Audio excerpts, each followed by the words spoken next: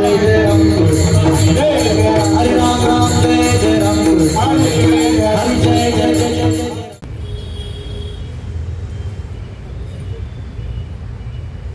पण काय झालं तेवढं सांगतो, तिकडे लक्ष द्या आणि त्या पार्श्वभूमीवर या अभंगाचं चिंतन सांगतो.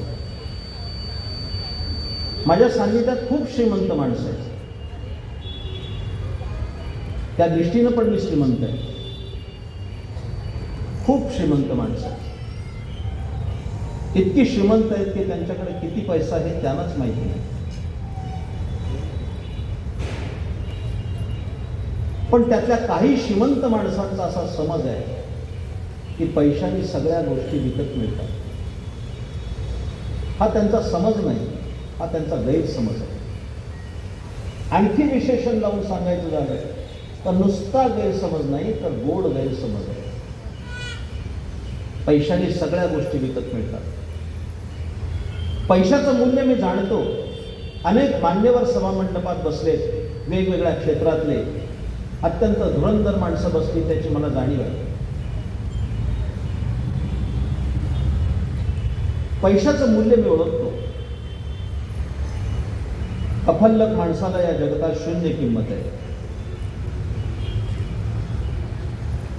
शिवाय पैसा नसेल तर कोणी विचारत नाही. हे आजच्या जगराहाटीतलं गणित आहे. आणि दुर्जनाचे पैसा असेल तर दुर्गुण सुद्धा सद्गुण वाटतात, असा काळ आहे. माझं वाक्य मी काय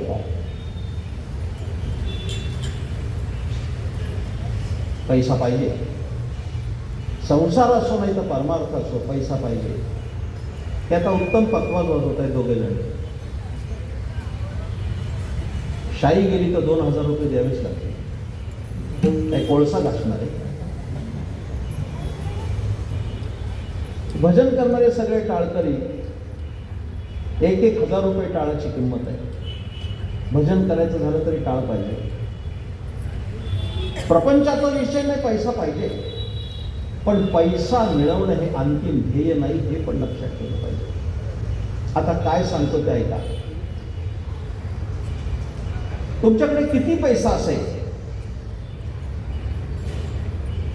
पण त्या पैशाच्या बळावर जगाच्या बाजारपेठेमध्ये कोणत्याही दुकानात भूक विकत मिळत नाही,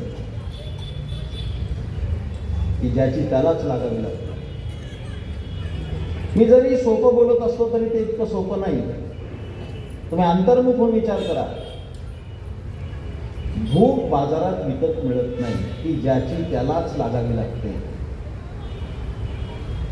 एक कल्पना करा की श्रीमंत व्यापारी या दुकानात बसलाय आणि 500चं बंडल मोजतोय आणि सकाळी अर्धी भाकरी खाल्ली तर त्याला दुपारी 3 पर्यंत ढेकर येतात, पचत नाही. पण त्याच्या दुकानातला मजूर जर 5 भाकरी खात असेल त्याला कसं बरं वाटेल? काय कोणाला माहिती गणपत काय गणित झालंय. देवाने श्रीमंताला भूक ठेवली नाही. गोरगरीब जेवतोय, 4 वेळा जेवतोय. भूक ही श्रीमंती आहे, सगळ्यांना नाही मिळत. इकडे लक्ष द्या. तुमच्याकडे किती पैसा असेल त्या पैशाच्या बळावर जगाच्या बाजारपेठेमध्ये कोणत्याही दुकानात झोप विकत मिळत नाही. बघा, ती ज्याची त्यालाच लागावी लागते. 2 वर्ग करतो मी, 2 वर्ग करतो. भास्करराव 2 वर्ग आहे. इकडे लक्ष द्या. जरा शब्द जवळचे गडबड होऊ देऊ नका. 2 वाक्य आहेत.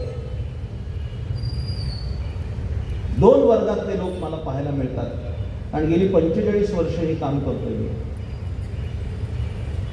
वाक्य 2 आहेत, जवळचे आहेत. अर्थाच्या बाबतीत गडबड करू नका. वारकरी कीर्तनं पण खूप उंचीनं ऐकावी लागतात तर ती कळतात, नाही तर कळत नाही. 2 वर्ग कोणते? काहींची झोप वाट बघते आणि काही झोपेची वाट बघतात. काही फरक कळतोय का नाही? काहींची झोप वाट बघते की हा कधी खाली पडतो आणि मी त्याच्यावर स्वार होते.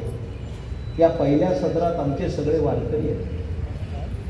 हे जे उभे आहेत ना, आम्ही सगळे चोपदारा सकट. तुम्हाला बघून मी तानाजी मालुसरे आठवतो.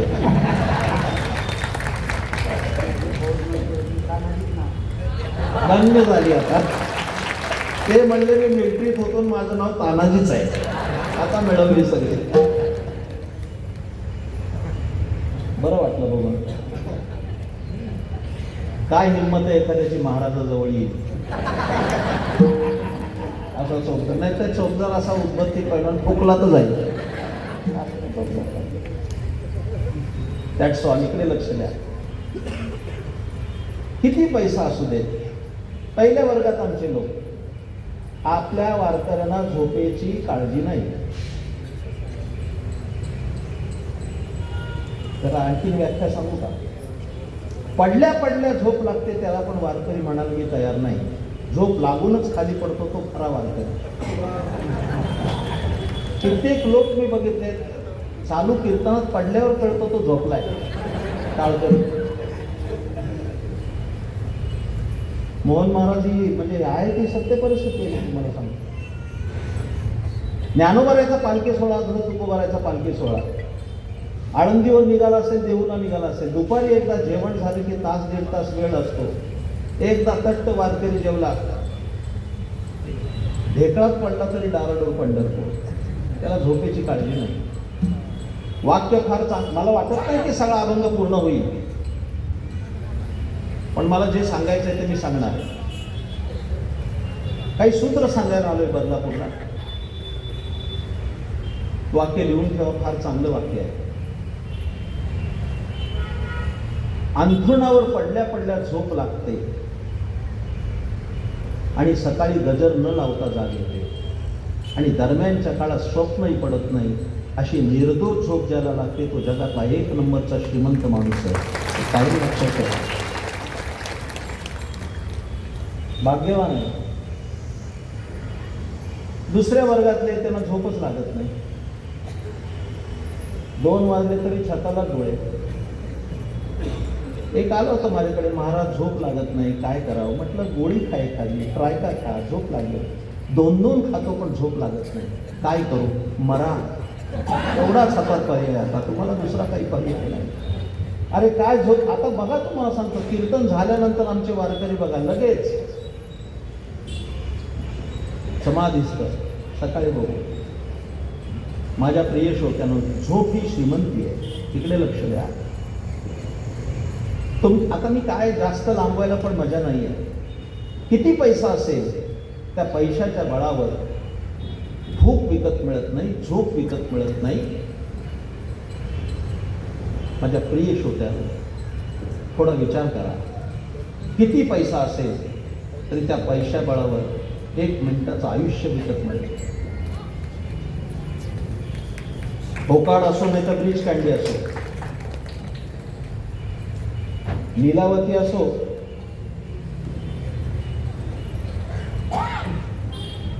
वीस 21ला बघितलं ना, वजना एवढा पैसा घातला तरी माणूस जगला नाही.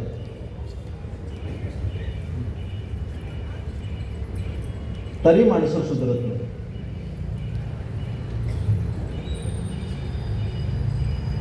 समारोप करतो. किती पैसा असू दे, भूक विकत मिळत नाही, झोप विकत मिळत नाही, आयुष्य विकत मिळत नाही. आणि माझ्या तमाम सर्व भाविकांना पैशाच्या बळावर जगाच्या बाजारपेठेत आनंद विकत मिळत नाही. तो ज्याला त्याला कमवावा लागतो. असा बाजारात मिळत नाही, अर्धा किलो आनंद द्या, नाही मिळत. आता हा आनंद कशानं मिळेल? आज मी सूत्र घेऊनच चालू आहे बदलापूरकरांना. मी जी सूत्र सांगणार आहे, अर्थात तुकोबरायच्या अभंगातली, त्या सूत्रानुसार जर तुमचं जीवन तुम्ही आखलं 101% आनंदी व्हाल. आपली खात्री आहे. इतकी सुंदर सूत्र आहे, एकापेक्षा एक सुंदर सूत्र. काय केलं पाहिजे? समाज प्रबोधन करणाऱ्या माणसाला खूप मोठी जबाबदारी आहे. आणि समाजाला जर विचाराचं आणि नैतिकतेचं शिक्षण द्यायचं असेल तर हा विचार होणं गरजेची गोष्ट आहे. सगळे जबाबदार लोक बसले, त्याच्यामध्ये सुशील गृहिणी आहे, वात्सल्ययुक्त आई आहे, मुलांना शिक्षण देणारा जबाबदार बाप आहे. हे काय फक्त कीर्तन महोत्सव चालला गेलं पाहिजे आणि फुल टाइम प्लस करून आलं पाहिजे एवढा कीर्तन महोत्सवाचा हेतू नाही. आमच्यात काही परिवर्तन झालं तर 23 वर्ष कामी आली, आणि जर बदलच झाला नसेल तर इयत्ताच बदलली नसेल असा अर्थ होईल. 25च्या उंबरठ्यावर उत्सव सुरू आहे, बाळा कीर्तन आहे इकडं बघ. असा काही नियम नाही की पक्वाजने ऐकू नये. आणि आनंद तुला पण पाहिजे, इकडे लक्ष द्या.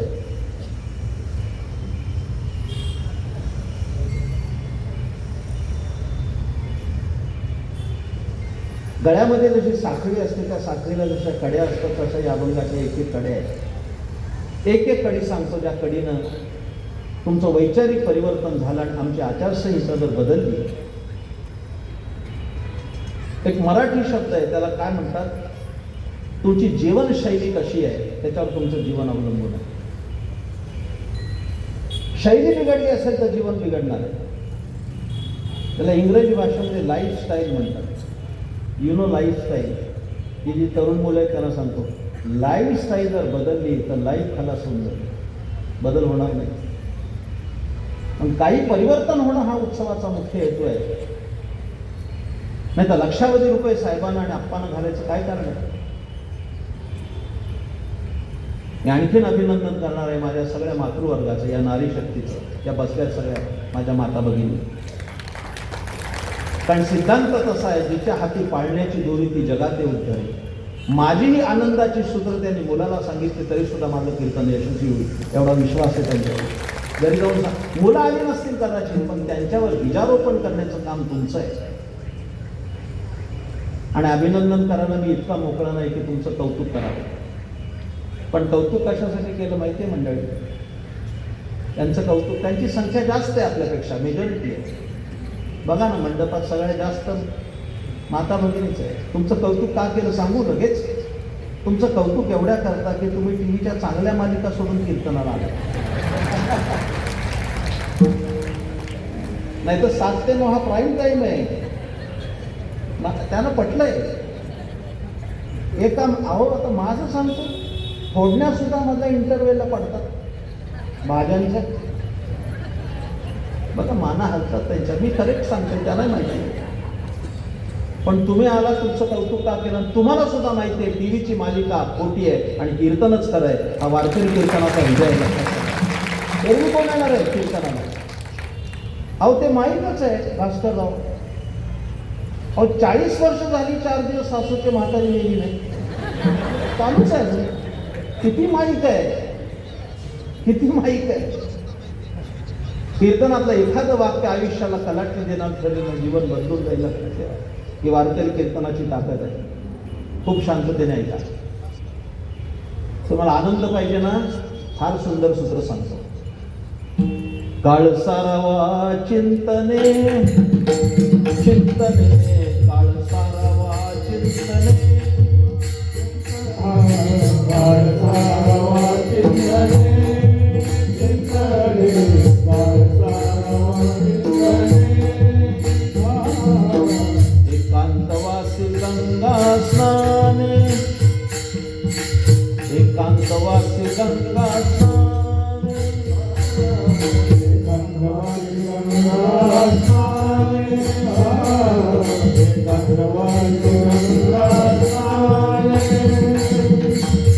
देवाचे पूजने पूजने, देवाचे पूजन, देवाचे पूजन, देवाचे पूजन. प्रदक्षिणा तुळशीच्या, प्रदक्षिणा तुळशीच्या, युक्त आहार विहार, युक्त आहार विहार.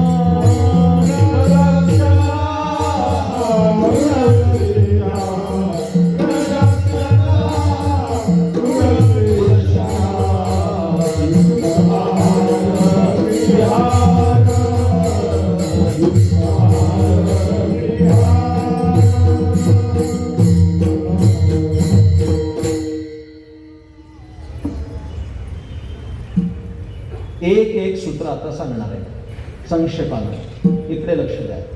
आनंद पाहिजे ना, मग पहिली गोष्ट केली पाहिजे, चिंतन केलं पाहिजे. हा पहिला शब्द घातला तुकाराम महाराजांनी. काळ सारावा चिंतन. चिंतन करा.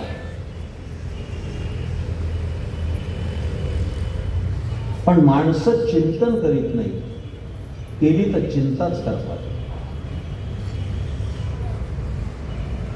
जरा बोलू का? आता एक रोग आलाय नवीन, आणि त्या रोगाचं नाव आहे टेन्शन.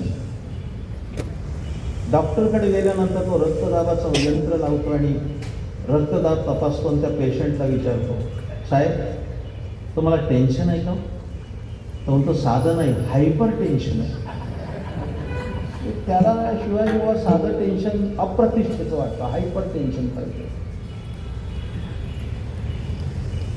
मला आता वेळ नाही आहे नक्कीच, पण मी तुम्हाला एक वाक्य सांगतो. चिंता केल्याने चिंता मिटत नाही, कदाचित चिंतन केलं तर चिंता मिटते. चिंतन मी असं म्हणत नाही की अध्यात्माचं आणि देवाचं चिंतन करा. जे यंग जनरेशन आलंय थोडंफार काही टक्क्याने, त्यांना सांगतो चिंतनाची ताकद सांगतो. इकडे लक्ष द्या. एक 16 वर्षाचा तरुण झाडाखाली बसला होता आणि त्या झाडाचं फळ खाली पडलं. ते फळ खालीच का पडलं याचं चिंतन केलं तर जगाला गुरुत्वाकर्षणाचा शोध लागला आणि तो न्यूटन ठरला. त्याच्या अगोदर काही खाली फळं पडत नव्हती का? पण त्या तरुणानं नुसता विचार केला, खाली का पडलं, वर का गेलं नाही? जगाला एक मोठा सिद्धांत मिळाला. लक्षात ठेवा, तू काही काळ चिंतन केलं पाहिजे. मला कल्पना आहे की मला विस्तार करायला जागा असताना सुद्धा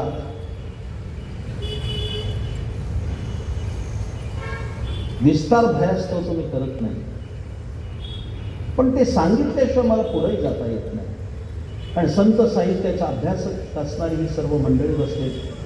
माझे मित्र भास्करराव ओक, त्यांच्या धर्मपत्नी आमच्या भगिनी अंजलीताई ओक, ही संत साहित्याचं चिंतन करणारी मंडळी. आपल्याला माहीत असेल किंवा बदलापूरकरांना नसेल, जवळीच आहे तरी भेटेना, पण सकल संत गाथ्यांचं त्यांनी केलेलं सोशल मीडियाचं चिंतन हे महाराष्ट्रातल्या अनेक कीर्तनकारांना अभ्यासाला युक्त झालेलं काम त्यांनी मानावं लागेल. कधी एखादा दुर्मिळ अभंग नाही सापडला तर आम्हाला भास्करराव फोन करावा लागतो, हा अभंग कुठला आहे. एवढा डेटा त्यांनी तयार केला. अनेक संतांची चरित्र, तिकडे लक्ष द्या. त्या तमिळनाडूमध्ये एक संत झाले. सगळे अनेक मित्र आले आमच्या मुरबाडवरनं. विशेष करून मुरबाडच्या उत्सवाचे सन्माननीय अध्यक्ष आमचे लक्ष्मण शेठ सरनिंगे आले. मुरबाडवरनं उल्हासभाऊ बांगर आले. साहेबांचा उत्सव म्हणून आहे.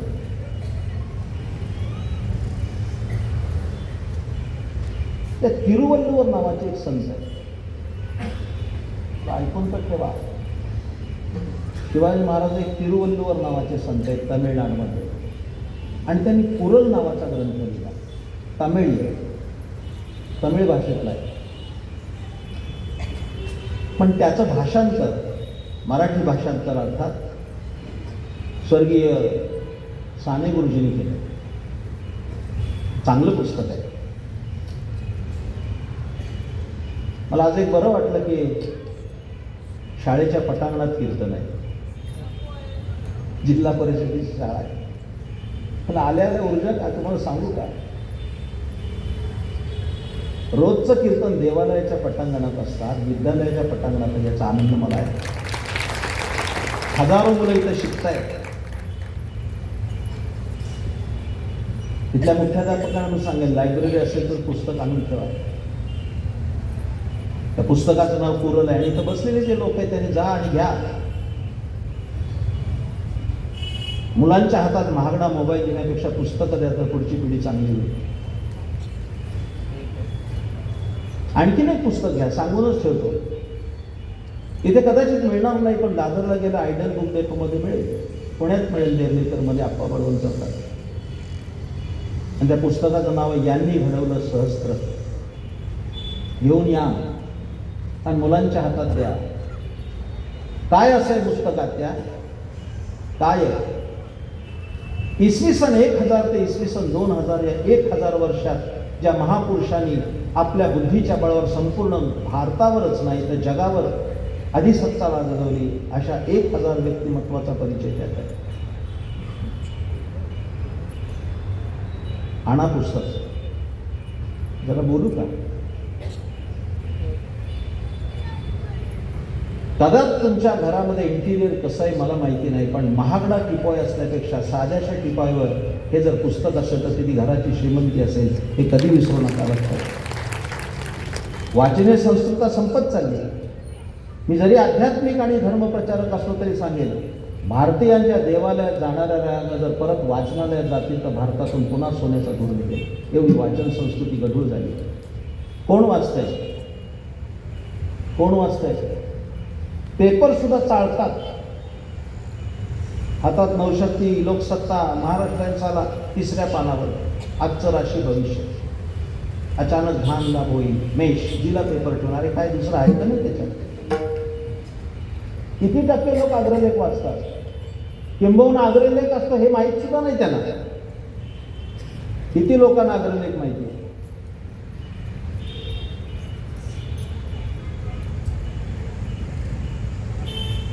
मुद्दा इथे चाललाय की कुरल वाचा. त्या कुरलमध्ये एक शब्द आहे, मला त्या या विचाराच्या पुष्टीकरता ते नाव सांगितलंय मी.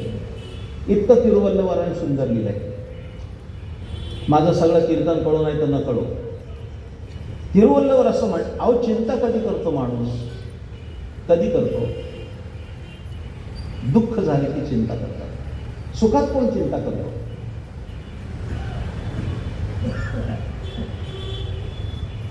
शुभमंगल सावधान झालं त्या दिवशी कोण चिंता करणार आहे?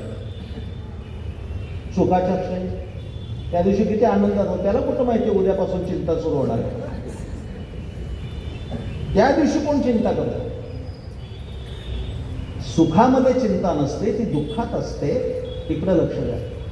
तिरुवल्लवराचं वाक्य मला इतकं आवडलंय की ते मी कदाचित माझ्या हृदयाच्या संदुकीत लिहून ठेवले. इतकं सुंदर वाक्य आहे तिरुवल्लवराचं, अप्रतिम. तुम्हालाही सांगताना मला आनंद होतोय. तिरुवल्लवर असं म्हणतात, बडी गौर से सुनो.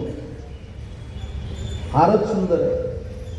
सगळं कीर्तन नाही कळलं तरी चालेल, पण बदलापूरकरांच्या पंचक्रोशीचं वाक्य घरी घेऊन जा, आयुष्याचं कल्याण होईल. कीर्तन ऐकलं आणि चांगलं झालं अशी प्रतिक्रिया तुमची येईल. तिरुवल्लवराचं एक वाक्य असं आहे कुरलमध्ये, जीवनामध्ये दुःख आल्यानंतर जे लोक भीत नाही त्यांच्या आयुष्यात दुःख यायला देतात. काय वाक्य! जीवनामध्ये दुःख आल्यानंतर जे लोक भीत नाही त्यांच्या आयुष्यात दुःख यायला देतात. दुःख पण विचार करतं, गेल्यावर याच्यावर परिणाम होत नाही तर जाच कशाला? मग चिंता करू नका, चिंतन करा. पहिला मुद्दा संपला. पण चिंतन हे लोकांतात होत नाही, त्याकरता एकांतात जावं लागतं. एकांतवासी असं तुकाराम महाराज म्हणतात. थोडा स्वतःसाठी वेळ काढला पाहिजे. माणसं इतकी बिझी झाली, सकाळी उठल्यापासून संध्याकाळपर्यंत, रात्री झोपेपर्यंत वेळ नाही. माझे अनुभवाचं कीर्तन आहे. खूप मी काही दृष्टांत देऊ शकेल, पण मी स्वतःलाच मर्यादा घालून संक्षेप करतोय. होत नाही. पण थोडा एकांताचा विचार केला पाहिजे. मी विस्तार करत नाही, पण जे तज्ज्ञ लोक आलेले आहेत, जे या क्षेत्रातले लोक आहेत, त्यांच्यासाठी बोलू शकतो. स्वची ओळख ही एकांतातच होत असते, ती लोकांतात होत नाही. म्हणून तुकाराम महाराज भंडारा, भामचंद्र, घोराड्या या निर्जन स्थळी जात होते. कशा करता?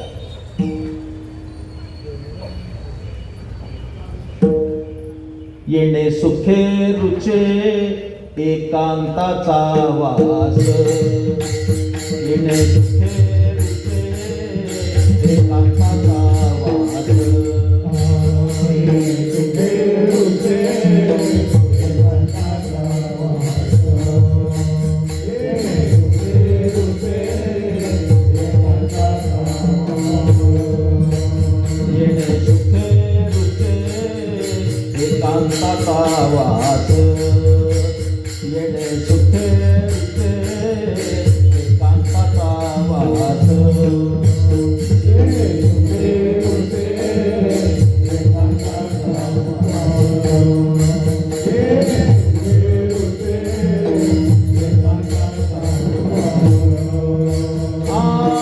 नाही गुण दोष अंगायत, नाही गुण दोष अंगायत, नाही गुण दोष अंगायत, नाही गुण दोष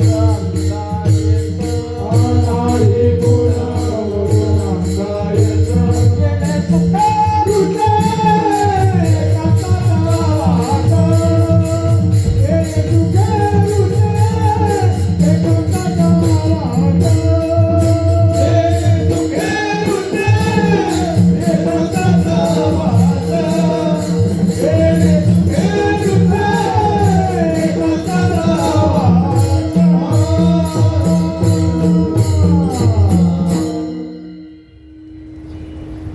एकांतात गेलं पाहिजे तर स्वची ओळख होते. पण एकांताचा जसा फायदा आहे तसा एकांताचा तोटा पण आहे. फार छान ऐकताय आता तुम्ही, एकाग्रतेने ऐकताय. एकांताने कदाचित तुम्हाला स्वची ओळख होईल, कदाचित चिंतन घडेल, पण एकांताचा एक तोटा पण आहे. एकांतामध्ये चिंतन होतं हे सत्य आहे, इकडे लक्ष द्या. पण एकांतात साधू संत गेले तर त्यांना विचार स्फुरतात, आणि एकांतात सामान्य माणूस गेला तर त्याचे विकार जागृत होतात. हा एकांताचा तोटा आहे. काम क्रोधादी विकार हे एकांतातच हल्ला करतात. पण तुकाराम महाराज त्याच्या पुढची कडी केली,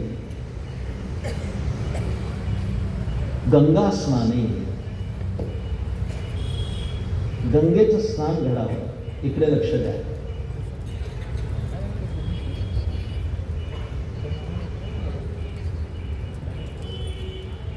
भारतात जन्म मिळावा, एकदा तरी गंगेचं स्नान घडावं, अशी प्रत्येकाची अपेक्षा असते. पण आपल्यापासून हजारो किलोमीटर गंगा लांब आहे. गंगेपर्यंत आम्हाला जाता येईल का नाही सांगता येत नाही. इकडे लक्ष द्या. तुम्हाला होमवर्क म्हणून सांगतो. आता कीर्तन संपलं की जेवण होणार, तुम्ही घरी जाणार आणि झोपणार. सकाळी उठून आंघोळीला बसणार. तर तुम्ही एकच करावं, त्या पाण्याला नमस्कार करावं, सांगावं, आई गंगे माझं कल्याण कर. एवढं म्हणायला काय अडचण आहे, तरी सुद्धा काम होणार आहे.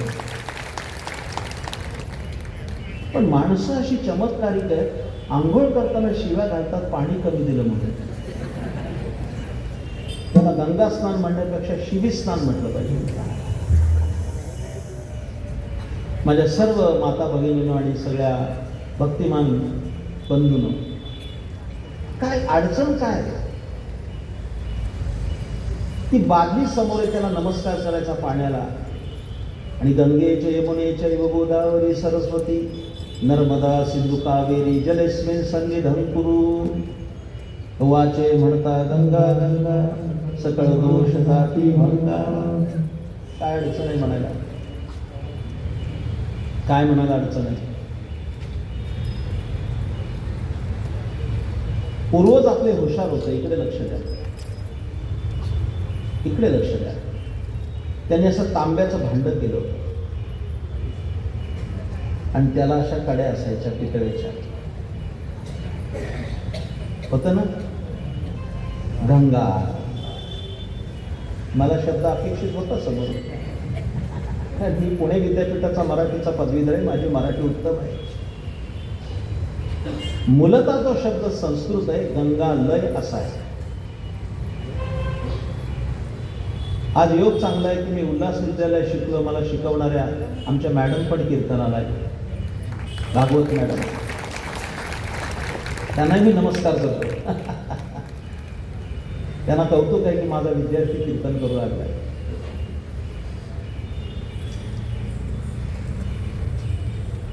गंगालय किती चांगला शब्द. काय होत, मी काल विस्तृत सांगतोय, त्यावेळी माणसं आंघोळीला गेली की सहज म्हणायची गंगालयात पाणी उतरलं का हो? सहज गंगेचं स्मरण होतं. पण गंगालय एवढा चांगला शब्द असताना सुद्धा आपली मराठी संस्कृती अशी आहे की किती चांगलं नाव असू दे त्याचं वाटोळं केलं मग समजा. त्या गंगालयाचं काय केलं, किती वंगाळ चांगलं आहे. मी म्हणत नाही की गंगाळ मोडान बादली करा, मी तुम्हाला इकडे लक्ष द्या. काय झालं माहिती का भास्करराव, गंगालयात आंघोळ करायचं, गंगेचं नाव यायचं. आता लोक बादल्यात आंघोळ करून करून त्या लोकांना बादल्या, असा दचा ध केला तरी सुद्धा काही वावग होणार नाही. बादलीच्या पाण्याला नमस्कार करा, पण गंगेचं स्मरण करा आणि पुढच्या वर्षी सांगा काय फायदा झाला. मला 1000% खात्री आहे की उद्या ते शेकडो लोक उद्या गंगा म्हणतील. हा वारकरी कीर्तनाचा परिणाम आहे. उद्या म्हणणार लोक, बादली बघितली की त्यांना रात्रीचं कीर्तन आठवणार. नको येऊ दे श्लोक, गंगा म्हणायला काय अडचण आहे. नुसतं गंगेचं स्मरण सुद्धा आम्हाला पापाचा नाश करणारं ठरेल. पण एकांतवासी गंगा स्नाने, त्याच्यानंतरचा विषय आहे तो फार महत्त्वाचा आहे माझ्या प्रिय श्रोत्यानो. कदाचित त्याच्यावर मला एक स्वतंत्र कीर्तन करावं लागेल. ते असे अभंग 120 मिनिटात संपत नाही. त्याला असा अभंग घेतला की सलग 7 दिवस सांगत बसलं पाहिजे, तर कदाचित त्याचा विचार होऊ शकतो.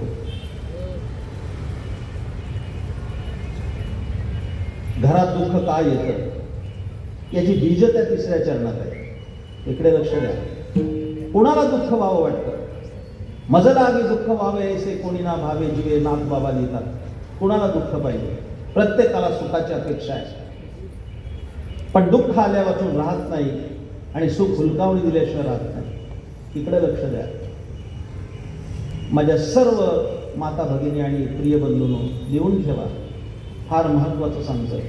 घरामध्ये दुःख प्रवेश करतं ते 2च दरवाजाने करतं, 3रा दरवाजा दुःख प्रवेशाला नाही.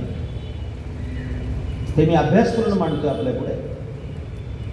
घरामध्ये दुःख येतं त्याला पहिलं कारण आहे त्या घरात निर्माण झालेले पितृदोष, हे कारण आहे.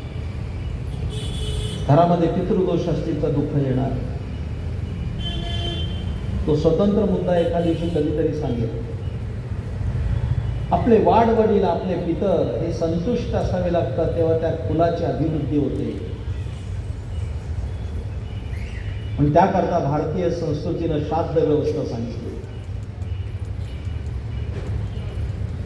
तो आजचा माझा प्रतिपाद्य विषय नाही. पण घरामध्ये दुःख येतं त्याला पहिलं कारण आहे की त्या घरात निर्माण झालेले पितृदोष, आणि दुसरं कारण आहे त्या घरात झालेला कुलधर्माचा लोप. प्रत्येक कुलाची कुलदेवता असते, त्या कुलदेवतांची संतुष्टता ही त्या कुलाच्या सौख्याला कारण ठरते. माझ्या उत्तम संस्कार करणारे जे महापुरुष होते त्यामध्ये सासणे गुरुपीठाचे एक महान संत होते, श्रीरामदादा जोशी. तिथे मुरबाडकर सगळे मंडळी आले. त्यांना विचारा, त्यांनी घराघरात कुलधर्म सुरू केला. तो मोठा विषय आहे, तो काय प्रतिपाद्य एवढ्या छोट्या. दीपक महाराज लालच पडू दे मुरबाड, सकाराम कुंभार आले, ते सगळी मंडळी कुलधर्म करणार. कुलधर्म ज्ञान, कुलधर्म साधन, कुलधर्म निदान हाताचडे, कुळीची ही कुलदेवी ठेवी ठावी संतानी, ही सगळी संत वचनं त्या सदरात येतात. इकडे लक्ष द्या. तुका म्हणे चिंती कुळीची देवता, तुकोबाऱ्याचं स्वच्छ कुळधर्म पाळी, विधिनिषेध गाळी, ज्ञानेश्वर महाराज लिहित आहेत. इकडे लक्ष द्या. घरातला कुल, आता काय सांगू तुम्हाला, क्षमा करा मला. घरातल्या कुलदेवतांची पूजा घरातल्या कर्त्या पुरुषानं करायची असते. हे पहिलं लक्षात ठेवा. पण आम्ही ती पूजा बायकांवर सोपवून चौकात वडापाव खायला मोकळे. तुम्हाला सांगतो घरातल्या कुलदेवतांची पूजा घरातल्या कर्त्या माणसानं करायची असते. कदाचित तो गावाशिवाला गेला तर त्या घरातल्या कुलस्त्रीनं केली तर काही अडचण नाही. आम्ही गावोगावी जातो, घरी गेला त्याला विचारतो, काहो पाटील देवाची पूजा कोण करतात? मंडळी करते. हे दात विचकत सांगतो. आणि त्या घरातल्या कुलदेवतांची पूजा घरातल्या कर्त्या पुरुषाला करायची असते, पण देवाचे पूजन आहे.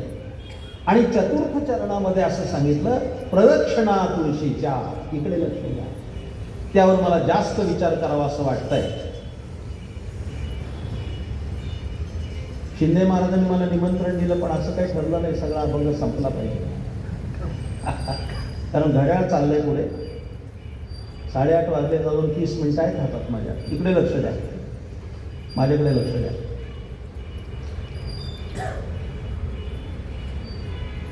थोडं डायव्हर्शन होईल कदाचित विचाराचं, पण जगात सगळ्यात मोठी समस्या असेल तर ती पोल्युशन आहे. प्रचंड मोठं वायू प्रदूषण आहे.